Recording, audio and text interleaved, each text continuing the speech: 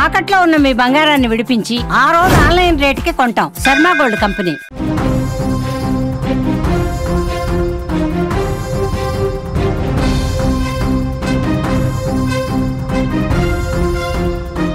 తెలంగాణ స్థానిక సంస్థల ఎన్నికలపై కసరత్తు ముమ్మరం చేస్తోంది.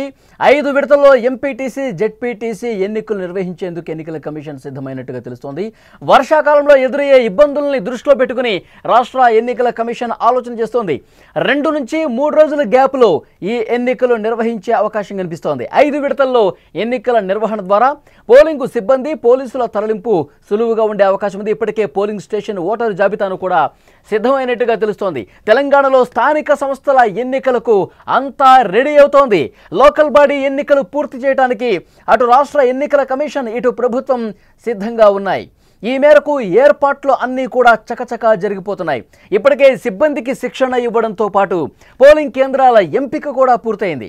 సర్పంచ్ ఎన్నికల కంటే పరిషత్ ఎన్నికలే ముందుగా నిర్వహిస్తారనే సంకేతాలు కూడా వెలువడ్డాయి. తాజాగా ఎన్నికల నిర్వహణపై మరొక కీలకమైనటువంటి సమాచారం వచ్చింది. ఎంపీటీసీ, జెడ్పీటీసీ ఎన్నికలను 5 విడతల్లో నిర్వహించాలని ఎన్నికల కమిషన్ ఆల్రెడీ ఒక ప్లాన్ కూడా రెడీ చేసినట్టుగా తెలుస్తోంది. ఎందుకంటే వర్షాకాలంలో ఎదురయ్యేటువంటి చాలా సమస్యలు ఉంటాయి కాబట్టి వాటిని దృష్టిలో పెట్టుకునే ఈ కీలక నిర్ణయం తీసుకునే అవకాశం కనిపిస్తోంది.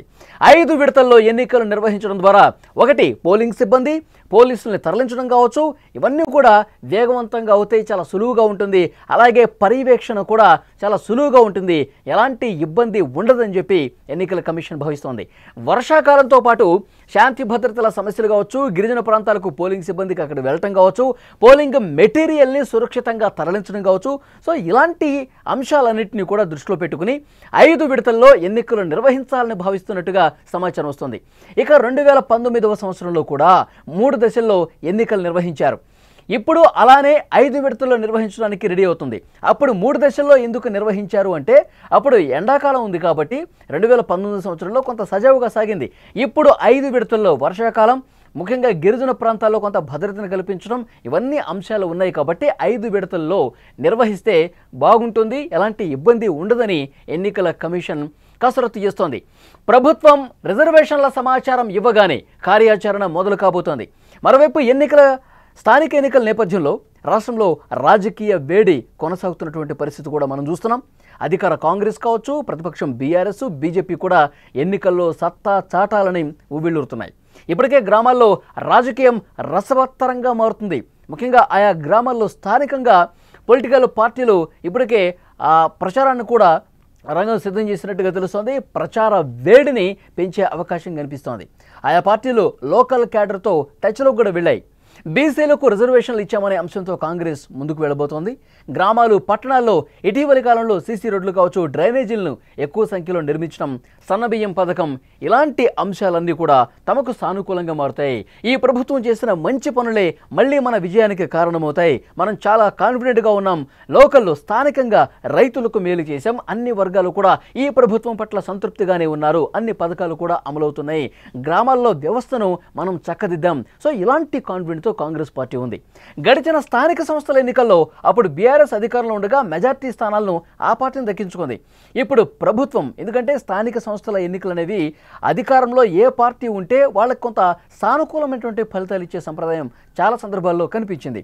అలాగే ఇప్పుడు కూడా ప్రభుత్వ వ్యతిరేక చర్యలను అస్త్రాలుగా మలుచుకొని ప్రజల్లోకి దూసుకెళ్తోంది.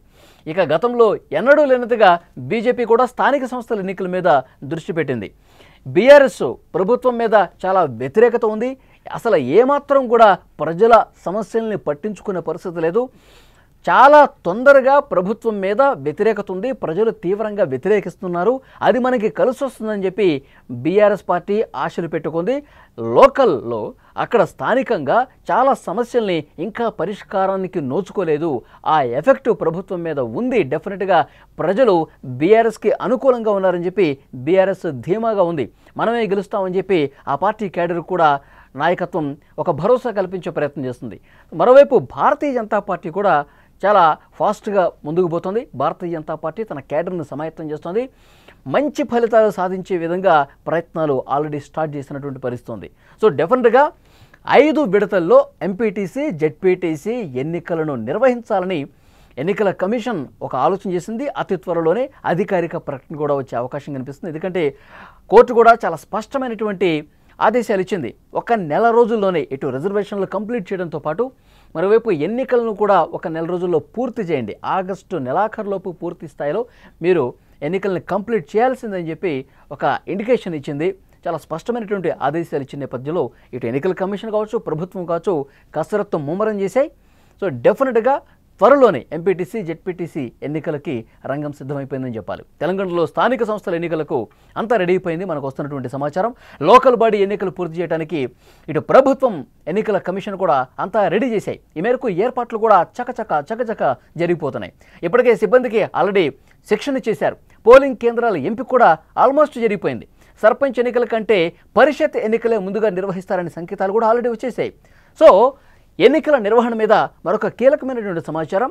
ఎంపీటీసీ జెడ్పీటీసీ ఎన్నికల్ని 5 విడతల్లో నిర్వహించాలని ఎన్నికల కమిషన్ ఆలోచన చేసింది. వర్షాకాలంలో కొన్ని సమస్యలు ఉంటాయి డెఫినెట్గా. దాంతోపాటు 5 విడతల్లో నిర్వహిస్తే గిరిజన ప్రాంతాల్లో అక్కడ ఎన్నికల సిబ్బందిని పంపించడం కావచ్చు, పోలీసులను తరలించడం కావచ్చు, భద్రతాపరమైనటువంటి విషయాల్లో కొంత పర్యవేక్షణ చూడటం కావచ్చు, ఇవన్నీ కూడా సులువుగా సజావుగా జరగాలంటే, ఎలాంటి ఇబ్బంది లేకుండా ఉండాలంటే 5 విడతల్లో బెటర్ అని చెప్పి ఎన్నికల కమిషన్ ఆలోచన చేస్తుంది. ముఖ్యంగా సో ఇటు ఎన్నికల కమిషన్ ఇటు ప్రభుత్వం కూడా చాలా సీరియస్గా ఎన్నికల ప్రక్రియని విజయవంతంగా నిర్వహించడానికి ఆల్మోస్ట్ ప్రక్రియ మొత్తం కూడా పూర్తి చేసినట్టుగా సమాచారం వస్తోంది.